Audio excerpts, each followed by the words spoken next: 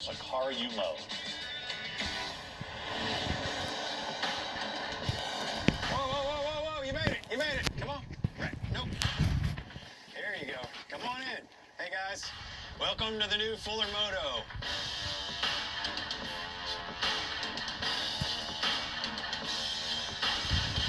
All right, this is where it all happens here in the metal shop. We got Super Beat back to work. The most important thing that you are here for today is the 2029 Majestic. It's basically a 100-year version of the 1929 Majestic, which was a really beautiful French creation. It had hub-centric steering. It has no traditional forks. It's kind of like the wheel gets to float.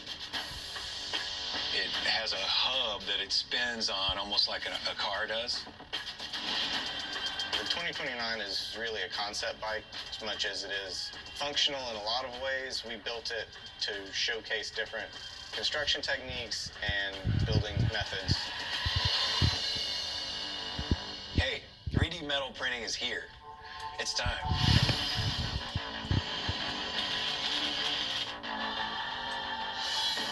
The thing we really wanted to try to do with the design of these 3D printed parts was to create shapes and forms which were difficult to build any other way. Highlighted the advantages of the 3D printer. Nick took our pencil sketches, turned them into these actual 3D models that were made into the parts.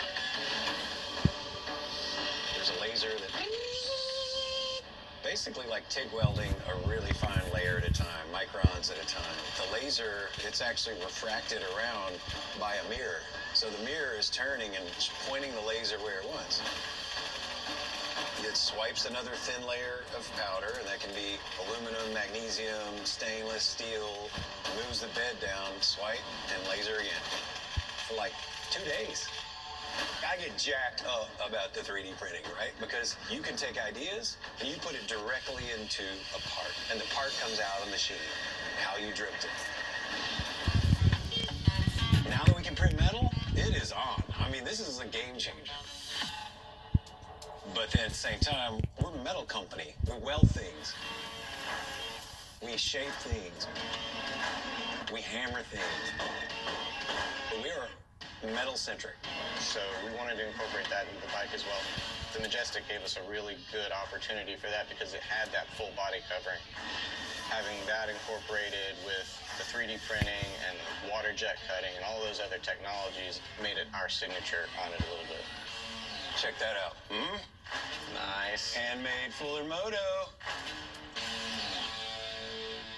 So this started as a zero electric motorcycle.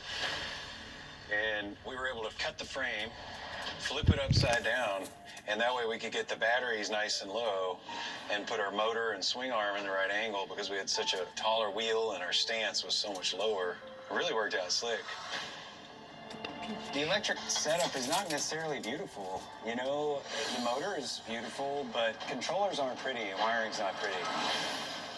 We're covering that up. But the original Majestic covered all that up too. It's fun to take some cues and some design language that somebody would have done in the 20s, try to move it into the future, even though that brand doesn't even exist anymore.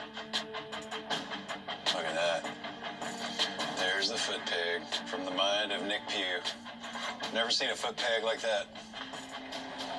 Bang. But man, I tell you what, the printing, it just shows up and it's pretty much right. You know, like, wow. In 100 years of motorcycles, I don't think anybody's made a handlebar to look like that. The 2029, I would say, is hopefully the future of custom motorcycles. This one pushes a lot of little boundaries in a lot of different ways. I think once you walk around it and you really take in everything that's going on, it's going to put a lot of smiles on faces.